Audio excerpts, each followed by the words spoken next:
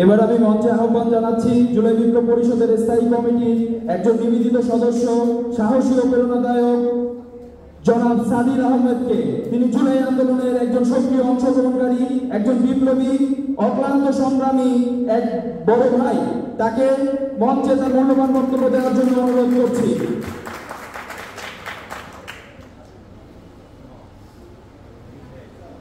আসসালামু আলাইকুম। সম্মানিত উপস্থিতি, আপনাদের সকলের কাছে ইতিপূর্বেও আমি ক্ষমা চেয়েছিলাম, আমার বক্তব্যের শুরুতে এবারও ক্ষমা চেয়ে দিচ্ছি।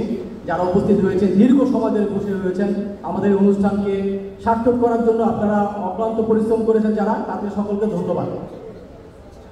আজকে একটি বিষয় আর কি আমার কাছে খুবই বেদনাদায়ক লাগতেছে, যেটা হলো আমরা অভ্যুত্থান পরবর্তী সময় থেকে এ পর্যন্ত যে কার্যক্রমগুলো পরিচালনা করে গিয়েছি, সেই কার্যক্রমগুলোর সাথে অভ্যুত্থানে ফ্যাসিলিটি যে শক্তিগুলো ছিল তাদের সকলে অংশগ্রহণ এবং তাদের উপস্থিতি আমরা যেভাবে আশা করেছিলাম সেভাবে আমরা পাইনি। আমরা এই যে অভ্যুত্থান সফল করলাম, সফলের যেই কোনো ক্রেডিটগুলো নিয়ে যে কারাগারি চলে, কিন্তু অভ্যুত্থানকে আমাদের ধারণ করে রাখার জন্য এরকম ধরনের কোনো কারাগারি কোনো রাজনৈতিক শক্তিকে দেখিনি।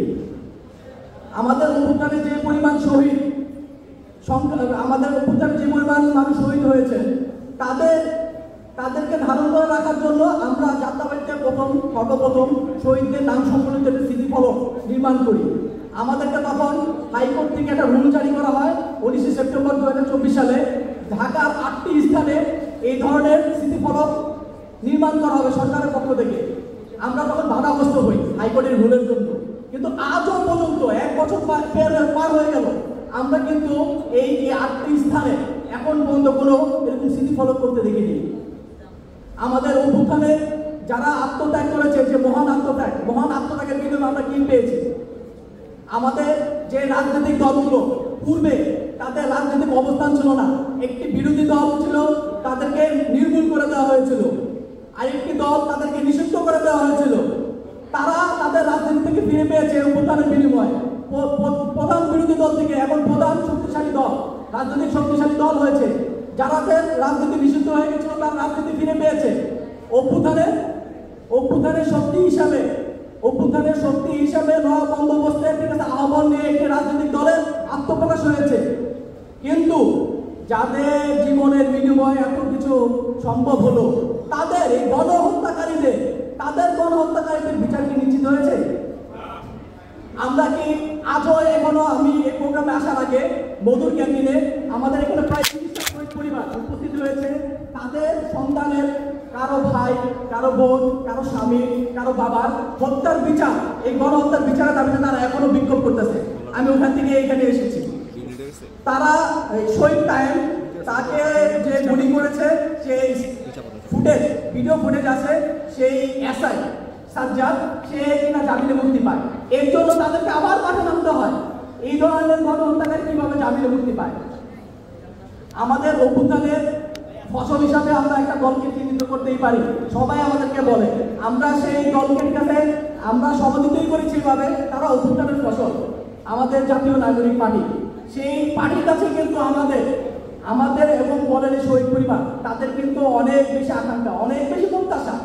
আমরা তাদের থেকে যখন আরো বেশি প্রত্যাশা না পেয়ে মনোক্ষুণ্ণ হই, তখন কিন্তু আলটিমেটলি সেই পার্টির প্রতি আমাদের ঠিক আছে একটি রাগ, ক্ষোভ আমাদের চলে আসে।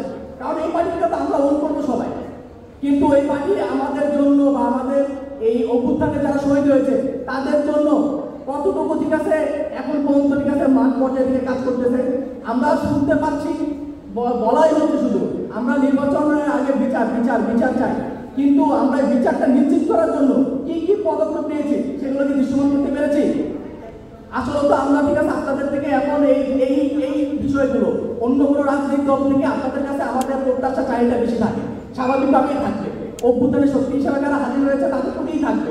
অভ্যুত্থানে যাদের আহ্বানে আমরা ঠিক আছে রাজপথে নেমে এসেছিলাম, আমরা মূল্যের সামনে দাঁড়িয়েছিলাম, আমাদের যারা ভাইয়েরা জীবন দিয়েছে তাদের পরিবারের প্রত্যাশা আপনাদের কাছে বেশি থাকবে। এখন আমাদের আজকে এনসিপি আমাদের অনেকজন সংগঠক শীর্ষ পর্যায়ের নেতৃবৃন্দ আমাদের মাঝে উপস্থিত আছেন, তারা হয়তো ঠিক আছে এই বিষয়ে আমাদেরকে আলোকপাত করবেন, আমরা আশা রাখি। আর আরেকটি বিষয়, আমরা যারা ভূমির সাথে এখনো জড়িত নই বা ভূমির সাথে কানেক্টেড থাকতেছি না, তাদেরকে আমরা দেখি সিদ্ধান্তের পর্যায়ে ঠিক আছে তারা রাষ্ট্রের বিভিন্ন নীতি নির্ধারণ পর্যায়ে তারা সিদ্ধান্ত দিচ্ছেন। আমরা যদি ভূমির সাথে কানেক্টেড না হইতে পারি, মানুষের কাছে না পৌঁছতে পারি, এই শহীদ পরিবার বা তাদের যারা সদস্য আছে তাদের সাথে আমরা যদি খোলা মনে কথা বলতে না পারি, তাদের কাছে কথা পৌঁছাতে না পারি, তাহলে আমরা কিভাবে জানতে পারবো তাদের চাওয়াটা কি, তারা কি প্রত্যাশা করে, তারা কেমন বাংলাদেশ দেখতে চায়। কিন্তু যারা এই পর্যায়ে যাচ্ছে না, তাদেরকে আমরা রাষ্ট্রের নীতি নির্ধারক পর্যায়ে সিদ্ধান্ত দিতে দেখতেছি। এটা আমাদের কাছে খুবই বেদনাদায়ক। আমরা সেই পর্যায়ে যাই, তাদের কথা শুনি, তাদেরকে আমরা মূল্যায়ন করি, তাদের কণ্ঠস্বরকে আমরা সকলের সামনে তুলে ধরি। আমাদের চাওয়াটাই এটা।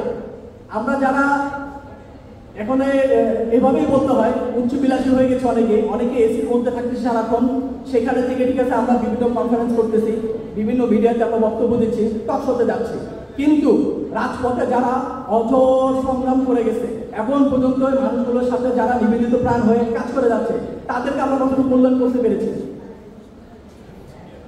আমাদের একটা এখন দাবি থাকবে, যেই দাবিটা সকলের কাছে, যাদের যোগ্যতা আছে, যাদের অভিজ্ঞতা আছে, তাদের কিন্তু সিদ্ধান্তও আছে। এই জিনিসটাকে কিন্তু মাথায় রাখতে হবে সকলে। তাদেরও সিদ্ধান্ত আছে, তাদের সিদ্ধান্ত করে মূল্যায়ন করতে না পারলে অভ্যুত্থানের পরে আমাদের যে সংকট তৈরি হয়ে গেছে, এখন আমরা সংকট কিন্তু আমাদের সকলের সামনে দৃশ্যমান। এই সংকট কিন্তু ঠিক আছে প্রতিমান হয়ে গেছে সকলের সামনে, এই সংকটটা আমরা মোকাবেলা করতে পারবো না। তাই সকলের কাছে আবেদন, অভ্যুত্থানে যারা সক্রিয় ভূমিকা রেখেছে, বিপ্লবী ভূমিকা রেখেছে, এখন পর্যন্ত সম্মুখ সারিতে থেকে ঠিক আছে মানুষের সাথে থেকে আমাদের জন আকাঙ্ক্ষা বাস্তবায়নে যারা কাজ করে যাচ্ছে, তাদেরকে অবশ্যই মূল্যায়ন করতে হবে, তাদেরকে সিদ্ধান্তের বিষয়ে আপনাদের অবশ্যই মূল্যায়ন করতে হবে। ধন্যবাদ সকলকে, ভালো থাকবেন।